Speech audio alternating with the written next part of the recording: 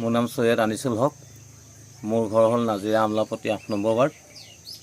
হয়, আপুনি কেতিয়াৰ পৰা ব্যৱসায় আৰম্ভ কৰিছে? এই ব্যৱসায়টো মই 2016 পৰা আৰম্ভ কৰিছোঁ।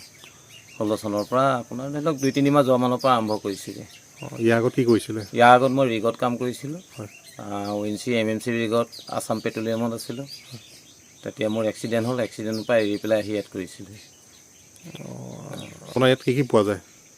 ইয়াত আপুনি যি বিচাৰে ধৰি লওক গছপুলি, ফল মূল বা কেতিয়াবা ধৰি লওক বন ঔষধৰ গছো কিছুমান ৰাখোঁ আমি। আৰু যিবিলাক হাইব্ৰিড ফল মূল আহে, বাংলাদেশৰ আম, কঁঠাল এনেকুৱাবোৰ আপুনি পাব ইয়াত। আৰু ফুলৰ পুলি গোটেইখিনিয়ে পাব, শাক পাচলি বা আদি কৰি গোটেইখিনিয়ে পোৱা যায়। ধৰি লওক এইটো ছিজনত মানুহে কবি পুলি নিছে, জলকীয়া পুলি নিছে, এনেকুৱাবোৰ ইয়াত পাব আপুনি যিখিনি বিচাৰে। কিমান জড়িত আছে প্ৰায়খিনিয়ে পোৱা যায়। ব্যৱসায় আছে ইয়াত মোটামুটি মই বেছিভাগ বহোঁ নাজিৰা নাট্য মন্দিৰ মানে অপজিটত জিৰণি চৰাটোৰ ওচৰত মেডিকেলৰ আগত বহোঁ। প্ৰায় মোৰ ব্যৱসায়টো তাৰ পৰাই চলি থাকে। তো মই যিটো দেখিলোঁ যে লোকৰ লগত যদি আপুনি প্ৰাইভেট কোম্পানী এটাত চাকৰি কৰি যিটো আপুনি সময় দিয়ে তাত ৰাতিপুৱা পৰা গধূলিলৈকে যি 12 ঘণ্টা সময় দিয়ে, সেই 12 ঘণ্টা সময় যদি আপুনি আপোনাৰ নিজৰ ঘৰত আহি নিজৰ যদি কিবা খেতি বা এনেকুৱা কিছুমান কাম কৰি আজি সময় দিয়ে, তাতকৈ আপুনি বেছি মানে ভাল পাব আৰু তাতকৈ উন্নতিটো আপোনাৰ বেছি হ'ব।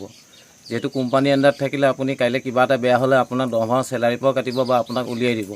ইয়াততো আপোনাৰ বেয়া হ'ল, সেইটো মোৰ ভুলত হ'ল, আমি নিজে বা গম পাম, আগবাঢ়িব পাৰিম। আৰু ইয়াত আপোনাৰ বোলে আজি মোৰ গাটো বেয়া লাগিছে, মই আজি নাযাওঁ দোকান বজাৰতো নবহোঁ, আজি একো নকৰোঁ, ঘৰত অকণমান আৰাম কৰোঁ। এই কোম্পানীটো তুমি সেইটো আৰাম কৰিব নোৱাৰা, যাবই লাগিব, সেইটো মাষ্ট বি। নগ'লে তোমাৰ চেলাৰী কাটিব, তাকো বাই ডাবল কাটিব। সেইটো নিয়মে। সেইটো দেখি দেখিলোঁ যে কোম্পানীতকৈ মোৰ ইয়াত মই বেছি ভাল পাইছোঁ। মানে দেখিছে ইয়াত মোৰ মোটামুটি 4জন আছে, 4জনে কৰি আছে আজিলৈকে। তেওঁলোকে কৰি আছে, তেওঁলোকক যিমানখিনি যি পাৰোঁ দিছোঁ আৰু বিবৃতি কৰি পেলাই। তো সেইটো কি হয়, তেওঁলোকে ভাবে যে মই কম সময়ত এখন বা দোকানত বা এটা কোম্পানীত সোমাই পেলাই যিটো টকা উপাৰ্জন কৰিম, সেই টকাটো তেওঁ চাবলৈ গ'লে একো নহয়গৈ। হয়, তেওঁ মাহটোৰ মূৰত টকা 15,000 পাইছে, কিন্তু 15,000 টকাত আজিৰ দিনত যিটো বস্তুৰ দাম বাঢ়িছে, যেনেকুৱাকৈ বা ঘোঁৰা বা গাড়ীৰ পৰা ভাড়া আদি দাম বাঢ়িছে, 15,000 টকাত একো নহয়। তেওঁলোকে কৰক, তাতো কৰিব মনা নাই কৰা, একে কোবত এৰি দিব নালাগে। ঘৰত চেষ্টা কৰক যে ময়ো নিজেই নিজৰ সংস্থাপন এটা নিজেই কৰোঁ। কি কৰিলে আজিকালি ঢেৰ আহিছে, আপোনাৰ নাৰ্চাৰীয়ে হওক বা আপোনাৰ কেঁচুসাৰে কৰক। এইটো ক্ষেত্ৰত আপুনি ধূপকাঠি প্ৰডাকশ্যন কৰক, পাপৰ কৰক, মমৰ ইণ্ডাষ্ট্ৰি খুলিব পাৰে। সৰু সুৰা বহুত আহি গ'লগৈ। আপুনি একেবাৰে কৰোঁ বুলি ক'লে আমাৰ অসমৰ লাভ হৈ একোৱেই নকৰে। যদিও কপা আনি পেলাই যদি সৰু সৰুকৈ বনাই পেলাই যদি পেকেটিং কৰি বিক্ৰী কৰে, সদায় মানুহক লাগে গধূলি সময়ত চাকি পাতি জ্বলাবলৈ, তাতো তেওঁলোকে সেইটোতো উপাৰ্জন কৰিব, কম টকা পাব, কিন্তু লাহে লাহে বাঢ়িবগৈ। আৰু এটা ব্যৱসায় আছে যেনেকৈ বেগ। আপোনালোকে দেখিছে যে আমাক প্ৰত্যেককে লাগে বজাৰলৈ বেগ নিবলৈ, কিন্তু বেগটো আমি কাৰ পৰা কিনিছোঁ? সদায় আমিতো বাহিৰৰ পৰা সংগ্ৰহ কৰি আছোঁ। তো সেই বেগখিনি যদি তেওঁলোকে চিলাই মেচিন এটা লৈ নিজে যদি ঘৰত যদি এটা দুটাকৈ চিলাই নিজেই হ'লচেল দিবলৈ আৰম্ভ কৰে, এটা সময়ত দেখিব যে তেওঁ নিজেই ৰাখিছে কৰ্মচাৰী 10-12জন ৰাখিব পাৰিব। তেনেকুৱাবোৰ বহুত আছে। যেনেকৈ চাহপাত ফেক্টৰীখিনি আমাৰ ইয়াত আছে।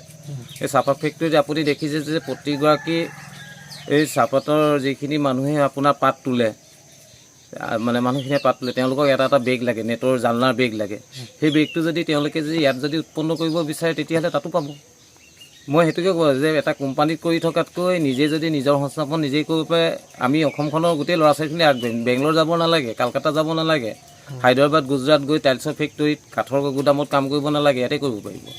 তেওঁলোকে এটা চেষ্টা কৰক, যিসকলে যিমানখিনি পঢ়িছে চেষ্টা কৰক। আজিকালি ঢেৰ চাকৰি ওলাই আছে, তাতো তেওঁলোকে মনোযোগ দিয়ক আৰু নিজৰ কৰ্মখিনি নিজেই কৰি যাওক। বহুত আছে ইয়াত কৰিব লগা। এই তাত গৈ পেলাই মই কি কৰিমগৈ? চিকিউৰিটি কৰিব গ'লোঁ, কি কৰিম? চিকিউৰিটি কৰি মই বহি থাকিব লাগিব, ক'ৰবাত গেট এখন ৰখীয়া হ'ব লাগিব, এইটো কৰিব লাগিব। আমি যিহেতু মই বাহিৰত বহুত বছৰ থাকি অহা, মই আপোনাৰ 2006ৰ পৰাই আছোঁগৈ। মই থাকিলোঁ প্ৰথম আপোনাৰ কলকাতা, তাৰপৰা গ'লোঁ হালদিয়া, তাৰপাছত গুজৰাট, মেহচানা, মানে গোটেই গুজৰাটখনৰ প্ৰায়খিনি মই অইল ফিল্ডৰ লগত ঘূৰা। মুম্বাই গৈছোঁ, চেন্নাই গৈছোঁ, দিল্লী গৈছোঁ, গোটেইখন ঘূৰি ফুৰিছোঁ। তো যিমানখিনি মই দেখিলোঁ যে হয়, আমাৰ ৰিগত কৰা ল'ৰাখিনি 2 টকা এটা উপাৰ্জন বেছি, কিন্তু বাদ বাকী আমি যিখিনি ল'ৰা তাত লগ পাওঁ, তেওঁলোকৰ বহুত কষ্ট হয় চলাত। কেতিয়াবা তেওঁলোকে এনেকুৱা হয় যে দাদা ঘৰলৈ পইচাটো পঠাব লাগে, আমি পঠামহে মুঠতে, কিন্তু কাম কৰিছে, কষ্ট কৰিছে। সুধোঁ যে ঘৰত তহঁতৰ কি আছে? বোলে আমাৰ খেতি বাতি আছে। তহঁতি খেতি বাতিত নধৰ কেলৈ? খেতি বাতিত আপোনাৰ 1 বছৰ বা 2 বছৰ লছ খাব, অকণমান কষ্ট হ'ব, তাৰপাছত আগবাঢ়ি আহি থাকিব নহয়। এতিয়া দেখোন আপোনাৰ এই হেৰিৰ পৰা নগাঁৱৰ পৰা যি চব্জিখিনি অহাতকৈ যদি আমাৰ ইয়াৰ ল'ৰাই যদি চব্জি খেতি কৰে, আমাৰ ল'ৰাই যদি ফুলৰ খেতি কৰে, আমিতো বেলেগৰ পৰা ছাপ্লাই লৈছোঁ, আহক আমি ল'ম নহয় তেওঁলোকৰ পৰা। নাৰ্জী খেতি কৰিব পাৰিব, জিনিয়া, ডাইনথাছ, মানে বহুত আছে এনেকুৱা ফুলৰ প্ৰজাতি আমি যিবোৰ বিক্ৰী কৰোঁ ঠাণ্ডা দিনৰ কাৰণে সকলোবোৰ কৰকচোন, আমিয়ে ল'ম। কাজি নেমু কাটিং কৰিব পাৰে, লেচু ডাল ধৰিব পাৰে, গ্ৰাফটিংটো নোৱাৰে আমাৰ অসমত।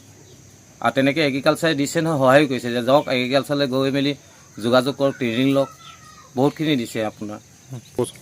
এড্ৰেছটো হ'ল মোৰ এইটো আপোনাৰ জয়খংদং পথ বুলি কয়, 9 নম্বৰ ৱাৰ্ড। ইয়াতে আপোনাৰ গ্ল'বেল নাৰ্চাৰী বুলি লিখাই আছে, আপোনালোকে ইয়াত আহিলে পাব আৰু গুগলত চাৰ্চ কৰিলেও পোৱা যায়গৈ। আৰু যদি নহয় ধৰি লওক আপুনি মোৰ প্ৰায় দেখে যে নাজিৰা MC বৰুৱাৰ সন্মুখত, MC বৰুৱা বুলি ক'লে চবেই চিনি, তাৰ সন্মুখত মই গছপুলি বিকি থাকোঁ, তাতো মোক লগ পাই সুধিব পাৰে, নহ'লেও তাত কাৰোবাক সুধিলে প্ৰায় মানুহে চিনি পায়, বা বেটেৰী ৰিক্সা লাগিজন গাড়ী ড্ৰাইভাৰ প্ৰায়খিনিয়ে চিনি পায় যে এখেতৰ ক'ত আছে। চলি আছে এইটো প্ৰায় ভালকৈ।